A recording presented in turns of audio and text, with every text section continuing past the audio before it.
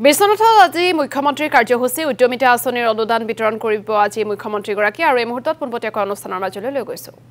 দিন এনেকৈ 31,000 মহিলা মা বাইদেউ খুৰী বৌ ভণ্টি একেলগেতো ইমান কেতিয়াও দেখা পোৱা নাযায়।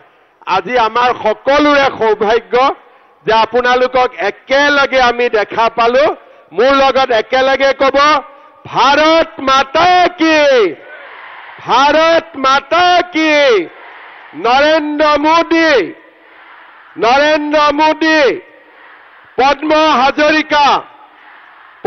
हाजरिका बहुत बहुत धन्यवाद।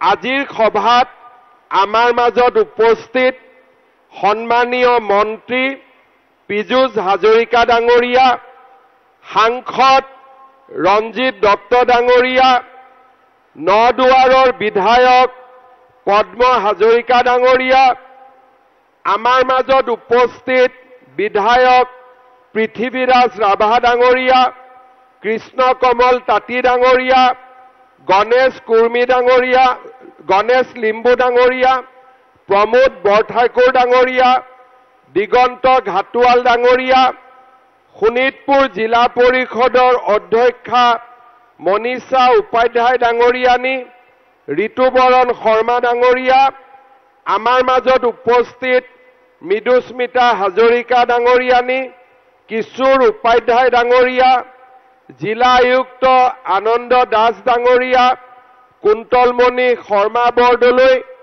আৰু सभात उपस्थित आई मातृসকল, যুৱক যুৱতী বন্ধু বান্ধৱীসকল, সন্মানীয় সুধীবৃন্দ, আমি মহিলা উদ্যমিতা আঁচনি 1 এপ্ৰিল 2025 তাৰিখে বিহালীত আৰম্ভ কৰিছিলো আৰু লাহে লাহে আমি অসমৰ আটাইকেইটা সমষ্টিত महिला उद्यमिता आँचनिर पुंजी वितरण करार प्रक्रिया आरम्भ करिछु।